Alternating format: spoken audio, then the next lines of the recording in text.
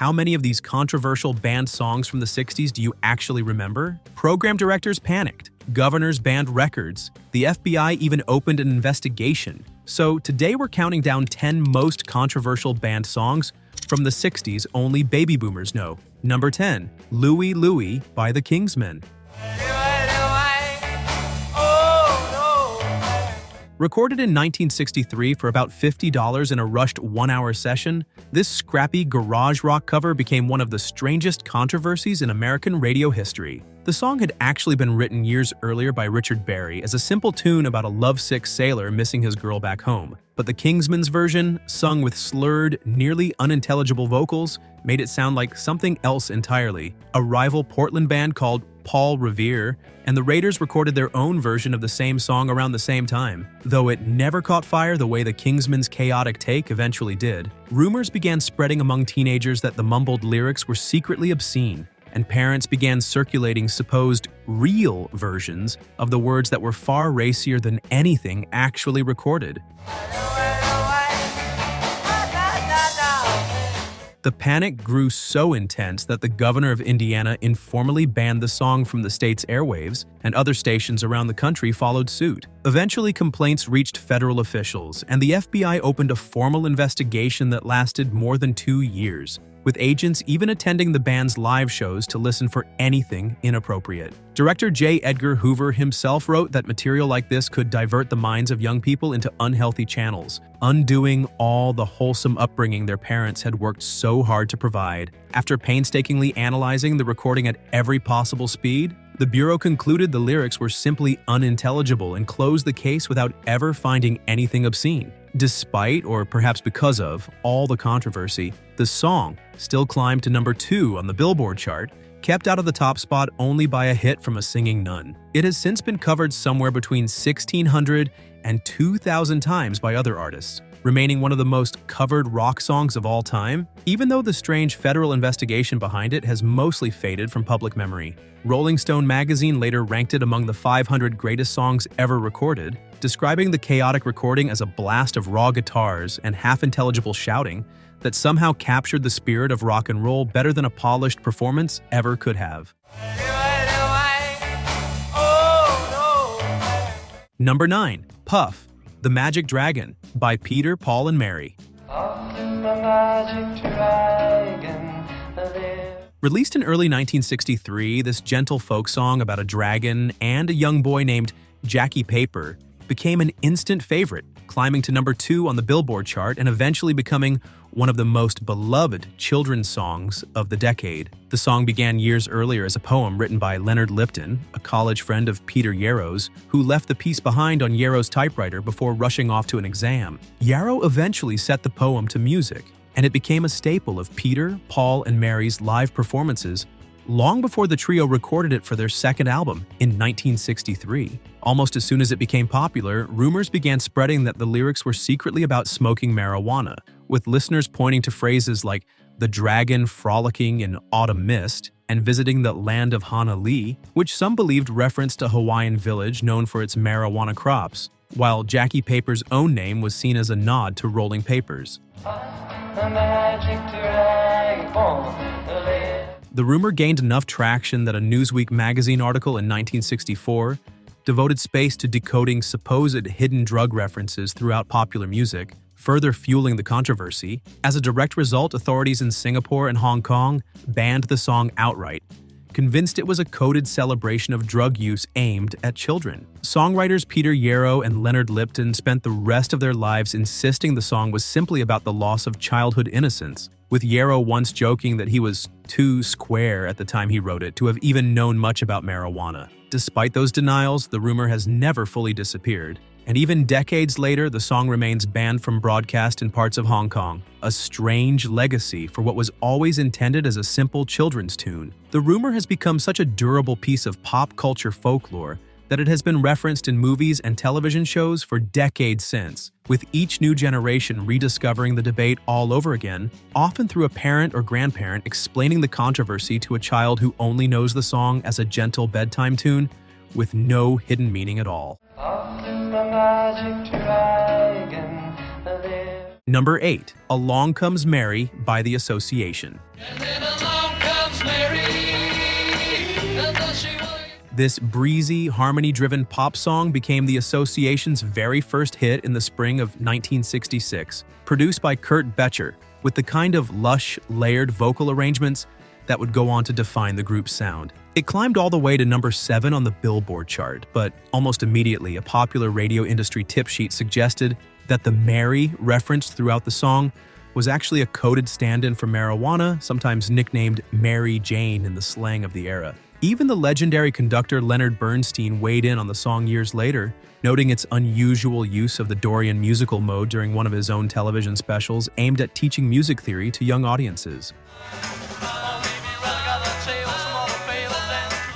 Songwriter Tandon Almer never firmly denied the connection, and the rumor spread quickly enough that a number of radio stations grew cautious about playing the song, with some avoiding it altogether. The controversy did little to slow its climb up the charts at the time, and in an odd twist, the song even became an unofficial anthem at sporting events for several Catholic schools named after St. Mary, seemingly unaware of the drug rumors attached to it. The group's clean-cut, wholesome image made the whole situation feel especially unlikely to casual listeners, a contrast that grew even sharper a few years later when the band's bassist Brian Cole died from a heroin overdose in 1972. Today, the song has largely faded from the Association's legacy, overshadowed by their gentler, better-remembered hits like Cherish and Windy. It remains even now a fascinating example of how quickly a single, unconfirmed rumor could follow a song for the rest of its existence, regardless of what the people who actually wrote and recorded it ever intended. And it still surprises longtime fans who only ever knew the group for their gentler, more romantic material. And then along comes Mary, and though she was...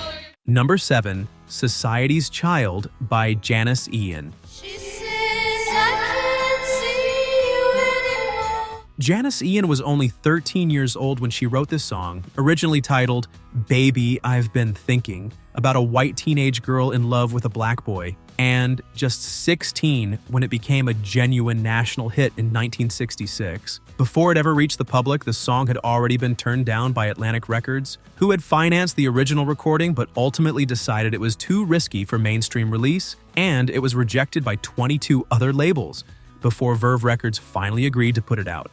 Can't see you anymore. The subject matter remained deeply taboo in much of the country at the time, since interracial marriage would not be legalized nationwide for another year, and radio stations across the United States refused to play the song outright. Club owners turned Janis Ian away out of fear that her performances would incite violence, and at one especially difficult early show in California, a hostile crowd chanted her off the stage entirely. Despite all of that resistance, the song eventually climbed to number 14 on the Billboard Hot 100 after composer and conductor Leonard Bernstein featured her performing it on a television special and publicly criticized the radio stations that had refused to air it. In several individual radio markets, once stations finally agreed to play it, the song actually reached number 1 on their local charts, showing just how much appetite existed for the song beneath all the institutional resistance. The very Atlantic Records executive who once turned the song down later publicly apologized, acknowledging just how significant the recording had become. Ian would go on to detail the entire ordeal decades later in both her memoir and a documentary about her life and career, and the song eventually sold roughly 600,000 copies, despite spending its first year almost entirely locked out of national radio play, a slow-burning success that stood in sharp contrast to how quickly most hits of the era typically rose and fell. She says I can't see you anymore. Number 6. 8 Miles High by the Byrds. 8 miles high. Released in the spring of 1966 and written primarily by the band's Gene Clark, this song helped pioneer both the psychedelic rock and raga rock sounds that would come to define the rest of the decade, drawing inspiration from Indian classical music and layering the band's signature 12-string Rickenbacker guitar over an unusually free-flowing structure for a pop single of that era. The band actually had to record it twice, since their label refused to release the first version because it hadn't been made in one of the company's own approved studios. Shortly after the song's eventual release, an influential radio trade newsletter suggested the lyrics were a thinly veiled reference to drug use, and within a single week, stations in several major American cities, including Houston, Baltimore, and Washington, had already pulled it from rotation.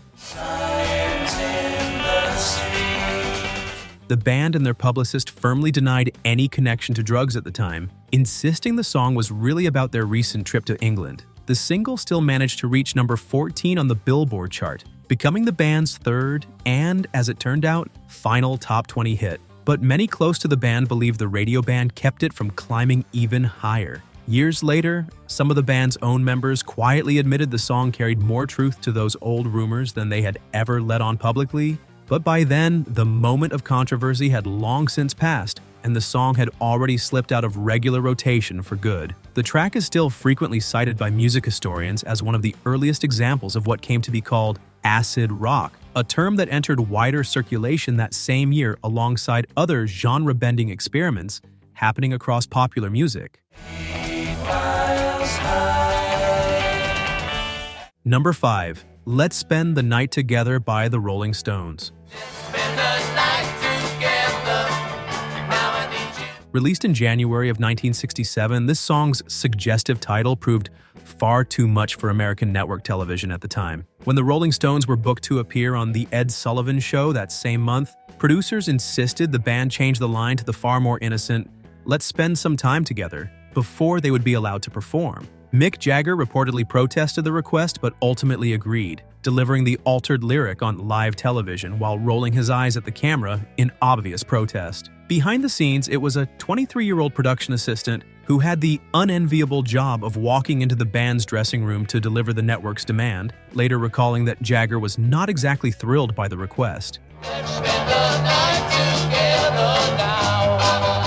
The controversy didn't end there. In the weeks that followed, the word "night" was bleeped out of some radio broadcasts of the song entirely, and a number of American stations chose to ban it outright, opting instead to play its far more innocent B-side, Ruby Tuesday, which went on to become the bigger American hit almost by default. In the United Kingdom, the song fared much better, climbing to number 3 on the charts without facing nearly the same level of resistance. Jagger himself later brushed off the controversy in an interview, insisting the song carried no explicit meaning and that anyone who read something scandalous into it simply had an overactive imagination. Later that same year, the Doors ran into a nearly identical situation on the very same television show, agreeing to swap out a similarly suggestive lyric in Light My Fire, only to sing the original word anyway once the cameras were rolling, a decision that got the band permanently banned from ever appearing on Sullivan's program again. Despite the rocky reception it received in America upon release, the song has since become one of the most frequently covered tracks in the Rolling Stones' entire catalog,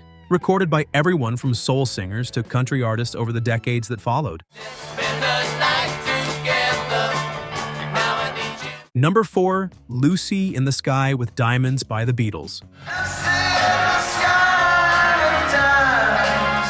Featured on the Beatles' landmark 1967 album Sgt. Pepper's Lonely Hearts Club Band, this dreamy, psychedelic song became the subject of intense speculation almost as soon as it was released, with listeners noticing that the first letters of the title's keywords spelled out L, S, and D, the initials of the hallucinogenic drug LSD. The BBC took the coincidence seriously enough to ban the song from British radio entirely, despite having no direct evidence that the lyrics were actually about drugs, and it was far from the only track on that same album to draw the corporation's attention, since both A Day in the Life and I Am the Walrus faced similar restrictions around the same period for their own suspected drug references.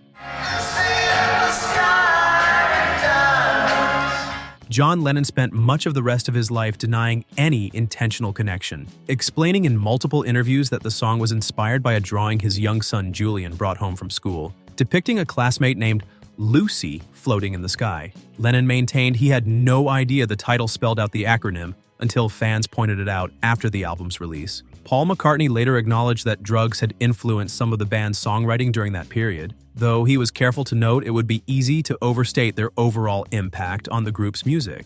The song went largely unnoticed as a single in its own era, only reaching #1 on the Billboard chart in 1974, when Elton John recorded a cover version featuring Lennon himself as a guest vocalist, giving the song a second life on American radio that it had never quite achieved the first time around. Rolling Stone magazine has since described the original recording as one of Lennon's most vivid and imaginative daydreams ever committed to tape, a piece of songwriting that continues to be studied for its strange, dreamlike structure, regardless of what anyone ultimately believes about its title. Even now, more than half a century later, the debate over the song's true meaning remains one of the more enduring pieces of trivia associated with the entire Sgt. Pepper album. Number 3. The Pusher by Steppenwolf. Written by Hoyt Axton, in the early 1960s, reportedly after the overdose death of a close friend, this song draws a sharp, angry line between casual drug use and the predatory dealers who profit from addiction and destruction. The song had already circulated for years as a long, loose jam performed live by a Canadian band called The Sparrows, whose members, including future Steppenwolf frontman John Kay, would go on to form Steppenwolf themselves and rework it into a tighter, more radio-ready version for their self-titled 1968 debut album. Its repeated use of a curse word directed squarely at the Pusher character was considered genuinely shocking for radio broadcast in 1968, making it one of the first major rock releases to include such blunt language, and a number of stations declined to play it because of both that language and the unflinching subject matter. The song found its most lasting fame not through radio airplay but on the big screen, soundtracking the unforgettable opening minutes of the 1969 counterculture film Easy Rider, alongside the band's own Born to Be Wild, a pairing that helped define the era's cinematic image of the open road every bit as much as it defined the band's own sound. Despite that enduring cultural connection, the Pusher itself rarely gets played on the radio today, almost entirely overshadowed by the far more upbeat and frequently heard Born to Be Wild. The blunt language it introduced to mainstream rock radio also opened a door for other bands, with the Grateful Dead using a similar phrase in their own song Uncle John's Band just a year later, once the initial shock of hearing it on the radio had already begun to fade. That gradual normalization of harsher language in rock lyrics is often traced back, at least in part, to this single unflinching recording from 1968. Number 2. Je t'aime, moi non plus, by Serge Gainsbourg and Jane Birkin. Originally written for Brigitte Bardot in 1967, this hushed, intimate French duet was actually held back from release at Bardot's own request after she grew uncomfortable listening to the finished recording, a version that would not see official release for almost another 2 decades. Gainsbourg re-recorded the song 2 years later with his new partner, English actress Jane Birkin, using the same breathy, suggestive vocal delivery that had unsettled Bardot the first time around. The finished track was considered so suggestive that it was banned outright by broadcasters in Spain, Sweden, Italy, and Brazil, and the Vatican's own newspaper publicly condemned it as obscene, with Gainsbourg later joking to a journalist that the Vatican had turned out to be his best publicist. In France, radio stations were barred from playing the song before 11 o'clock at night, and the original single was released with a plain black and white cover, simply warning that it was forbidden to anyone under the age of 21. In Britain, the BBC refused to play it at all, yet the controversy only fueled public curiosity rather than suppressing it. The song still climbed all the way to #1 on the UK charts in 1969, becoming the very first foreign-language song ever to top that particular chart. It remains a landmark moment in French pop music history, even though outside of specialty programming, it is a song modern radio almost never touches. Gainsbourg and Birkin's collaboration proved so culturally significant that Gainsbourg later directed an entire film sharing the song's title in 1976, with Birkin once again starring, cementing the pair's status as one of the most talked about couples in French entertainment throughout the decade. Number 1. Come Together by the Beatles. Opening the Beatles' final recorded album, Abbey Road, released in the fall of 1969, this song began its life as John Lennon's attempt to write a campaign song for psychologist Timothy Leary's long-shot run for governor of California. The finished lyrics ended up far too abstract and surreal for any actual political use, and Lennon repurposed the phrase, "come together," for the Beatles instead, later admitting he considered the finished lyrics to be little more than gibberish. Musically, the song borrowed its loping opening line from an older Chuck Berry song, a resemblance close enough that Berry's publisher eventually sued Lennon over the similarity, a case that was quietly settled years later, with Lennon agreeing to record several other older songs owned by the same publisher as part of the settlement.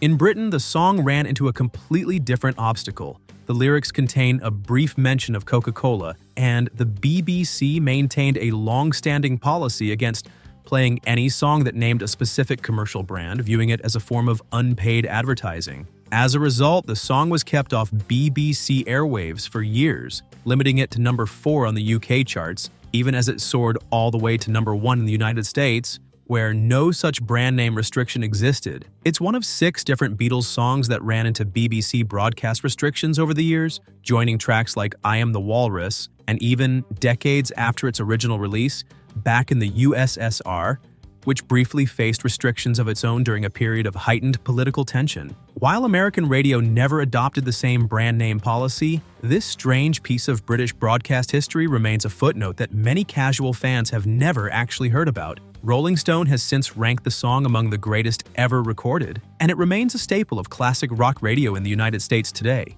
even as its complicated broadcast history across the Atlantic continues to surprise listeners who only ever knew the song as an unqualified American #1 hit, with no idea it once struggled to reach the top of the charts back home in England. 10 songs, 10 reminders that even the most beloved music of the 1960s often had a far stranger and more complicated story playing out behind the scenes than casual listeners ever realized. Some of these songs were banned over drug rumors that turned out to be true, some over rumors that were never true at all, and others simply because a single word, a single brand name, or a single suggestive phrase made the wrong network executive or radio programmer uncomfortable at exactly the wrong moment. A few of these controversies came from government officials worried about influencing young minds, while others came down to nothing more than a corporate policy about advertising, applied just as strictly to a beloved band as it would have been to anyone else. Yet nearly every one of them still found its way to listeners and climbed the charts anyway, proving that curiosity and word of mouth were often far more powerful than any official ban. Many of these songs went on to inspire generations of musicians who came after them, and several remain touchstones of the decade even now, despite spending years quietly excluded from the very airwaves that shaped so much of the era's culture. If any of these stories brought back a memory or surprised you with something you never knew, let us know in the comments which one caught you most off guard. And if you enjoyed this look back at the hidden controversies of 1960s music, make sure to like this video and subscribe for more stories from the decade that shaped it all.